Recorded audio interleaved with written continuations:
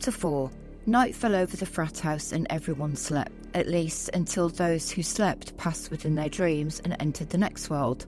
Ambrosia's ragged, swollen and sore cunt opened wide as the 8 limbs and body of the Anchid revealed itself from within her body. It stretched out, having been tossed and jumbled from the mass amount of fucking she'd endured. Had she been fucked so much like that when it was young, it would have lived well off the amount of seed provided. However, the seed only gave a bit of substance, despite the impressive amount. Now the Anchid saw the great amount of men lying about and outstretched. It got to work, latching and sucking, filled its needs with the anticoagulant soup of their broken innards. So many cocks poisoned, so many people to drain and eat. The spider engaged in all of them. 20 dead bodies lay about, nothing more than husks filled with bilious juices and liquefied entrails that provided a chunky sweet nourishment to the anchovy creature. The spider sucked and swallowed them, disseminating the numbers until only a few bodies remained. However, a light soon pervaded the darkness of the room. The spider hissed as it saw a person reveal themselves from the back room. It was the den master, the older man who took care of the house each year and put up with the roaring brood of arseholes. He had seen some shit in the last 3 decades. However, upon focusing his eyes on the large spider that was quickly running towards him, he realised there were some things he had never seen, and in this case, didn't want to. Turning on his heel, he slammed the door and bolted to run away from the creature. The Angelid burst through the door. The tapping of its legs on the floor gave a swift, harsh ruckus to the man's ears as he ran and attempted to call for help, not having realised that all of his frat members were deceased.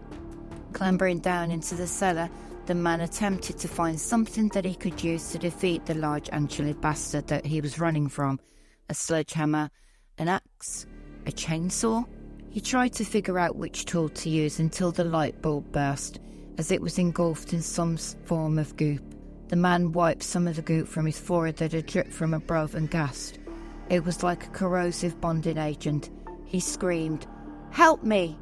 The Angelid creature suddenly leapt from the top of the staircase and collided with the man's face, knocking him to the ground as it sank its fangs into his cheek, right below his left eye.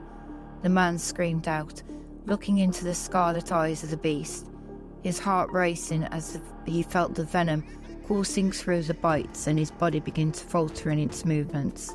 His insides are burning, his breathing laboured, everything growling dark as he could only make out the sound of suction and his insides mush. He was dead not long after. Not another thought in his mind. It was over.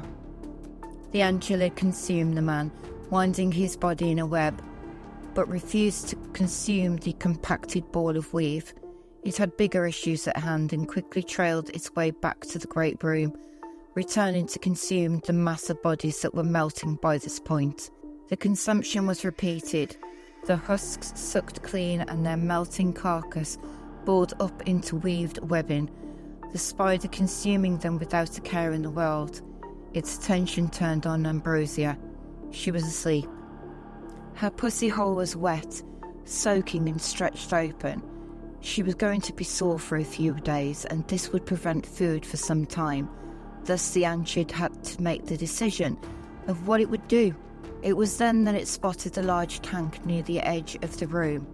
It was a snake, a boa constrictor. This would be enough to keep it full for a few days. The Angelid climbed to the top of the case and gleaned down at the hissing reptile within. Pouncing quickly to inject the venom into the snake's slimy skin, it consumed it, sucked it clean, yet refused to process it into digestion. Time would let it digest when ready, but until then, it would be held off within its body to suffice for the time without meals. Leaping from the case to fly across the air and land near Ambrosia, the spider compacted itself and suctioned back inside of her, bending its limbs to follow next until it was completely in her battered fuckhole.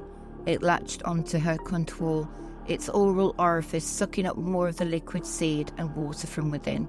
Ambrosia woke not long after, realising she was alone in the building. She slid on her clothes and quietly exited. She didn't want to ask anyone for a ride. Instead, She hailed an Uber on the app and left for her house. Sore, but not at the least bit sorry. It was goddamn worth it.